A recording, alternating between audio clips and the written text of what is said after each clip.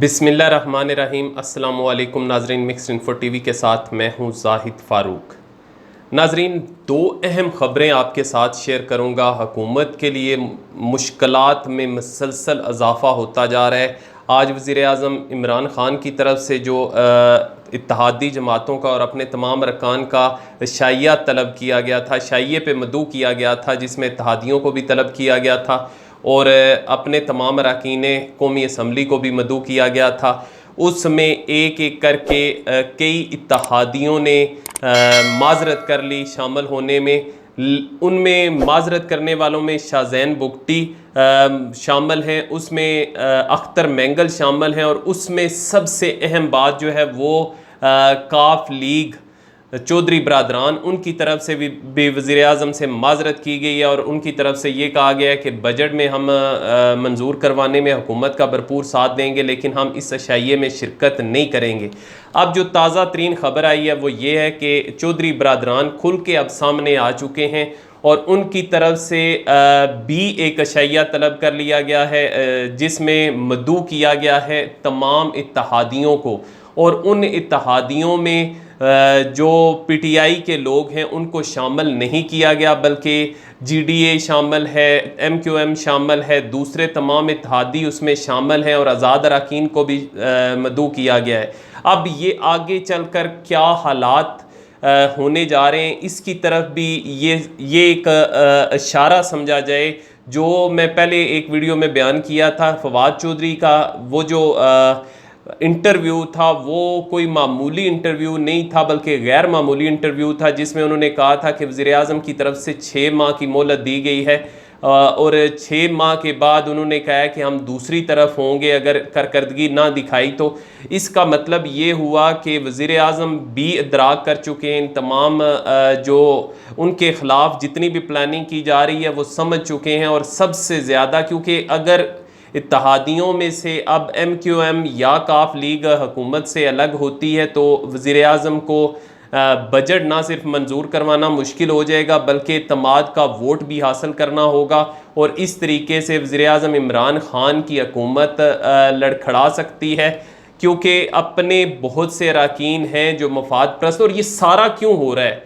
और वज़ीर आज़म की तरफ से रातों रात जो पेट्रोल के रेट, पेट्रोलियम मसनूआत के रेट बढ़ा दिए गए। जब वज़ीर आज़म की तरफ से पहली दफ़ा हाथ डाला गया शुगर माफिया के ऊपर, तो उसके जो उसके अंदर तमाम पार्टियों के लोग मौजूद थे और उस सारी चीज़ों को रुकवाने के लिए ना सिर्फ वो सुप्रीम कोर्ट के इस्लामाबाद हाई कोर्ट में गए, फिर सिंध हाई कोर्ट में चले गए, वहाँ से भी उन्होंने स्टे आर्डर ले लिया।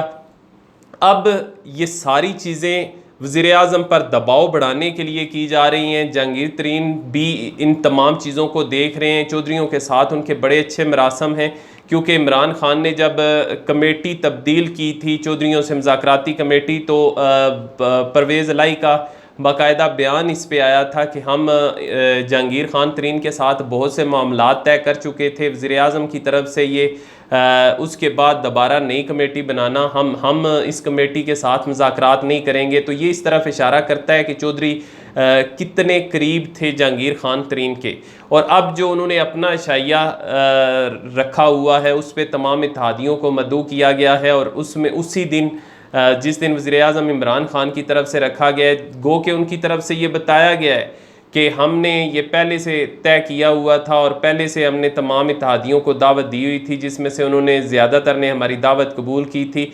जबकि दूसरी तरफ इमरान ख़ान की भी बहुत से इत्तहादी दावत कबूल कर चुके हैं। एमक्यूएम खुल के कहा है उन्होंने कि हम इमरान ख़ान की हुकूमत के साथ हैं, हम अशाइये में भी शिरकत करेंगे। अब वो किस तरीके से शिरकत करते हैं चौधरियों के, ये 1-2 दिन के अंदर सूरत हाल वाज़ेह हो जाएगी। लेकिन बाज़ जो सियासी मुबस्सरीन हैं वो ये भी समझ रहे हैं, मैं दोनों तरफ का नुक्ता नज़र बयान कर रहा हूँ, इसको हम शक की नज़र से भी देख सकते हैं कि कहीं चौधरी बरदरान अब हुकूमत को नए तरीके से ब्लैकमेल करने की कोशिश करेंगे या वो अपनी पोजीशन को बेहतर बनाना चाहते हैं, क्योंकि यही जो इत्तहादी हैं उनकी वोटें सबसे ज़्यादा कीमती हैं इन हालात के अंदर। किसी भी पार्टी के साथ मिलने पर ये हुकूमत कम अज़ कम जा सकती है और ऐसे हालात के अंदर क्या वो दोबारा से हुकूमत को ब्लैकमेल करने के लिए ये सारा कुछ इस्तेमाल करेंगे, या जो दूसरे सियासी मुबस्सरीन हैं वो ये कहते हैं कि चौधरी बरदरान असल में हुकूमत के कहने पर, वज़ीर आज़म इमरान ख़ान के कहने पर ही ये इजलास मुनक्कद कर रहे हैं, ताकि जो लोग इस इजलास में नहीं आना चाहते थे चौधरी बरदरान उनको मुतमईन करने की कोशिश करेंगे।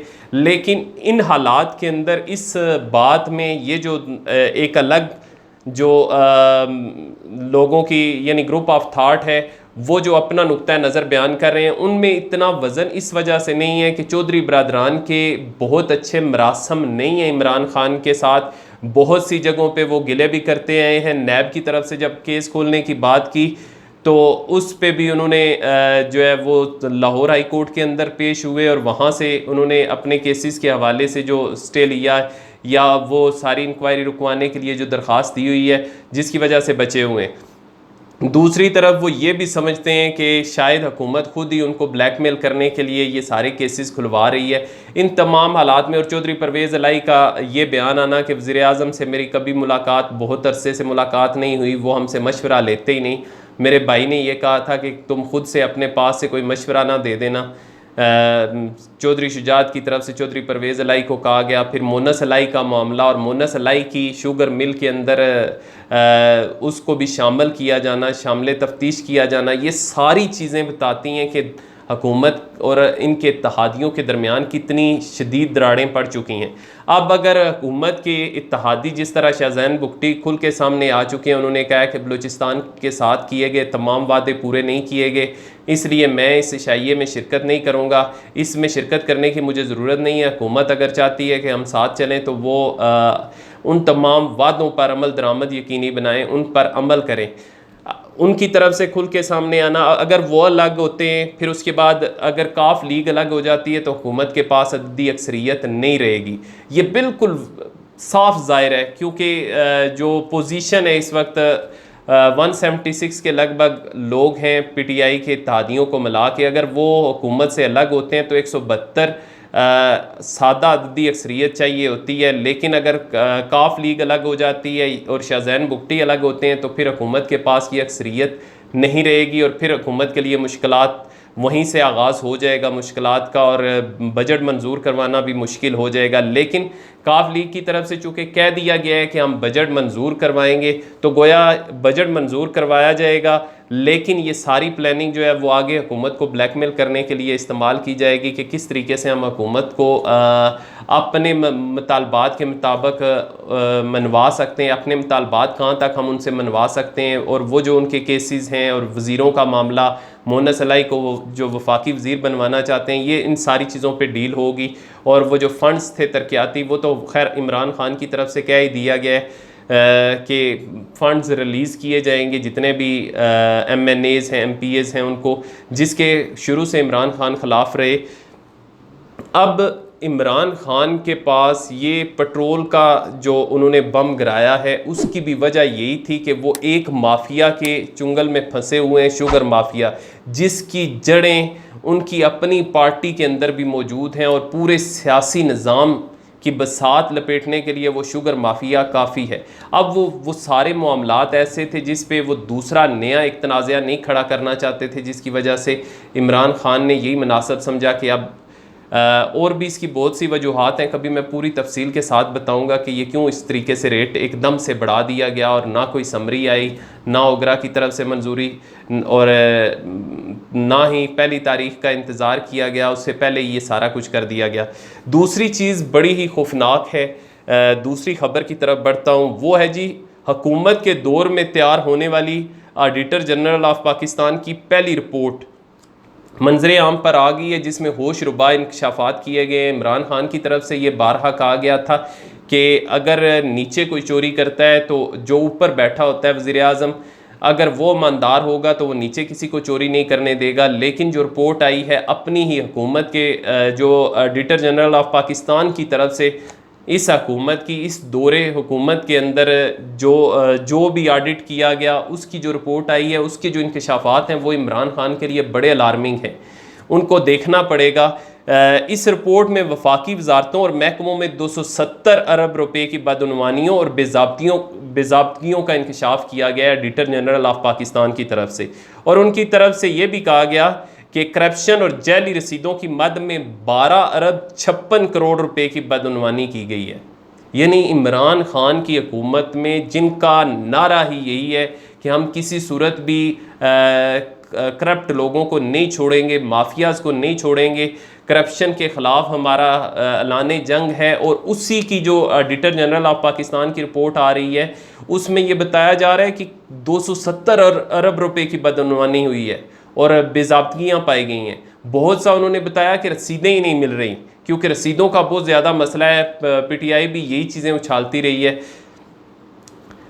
ऑडिट रिपोर्ट में वफाकी महकमों में 79 अरब 59 करोड़ रुपए की रिकवरी के केसेस सामने आए हैं, ये रिपोर्ट कह रही है। और सरकारी इदारों ने 17 अरब 96 करोड़ रुपए का record auditor general of Pakistan को मुहैया ही नहीं किया, सुपुर्द ही नहीं किया गया।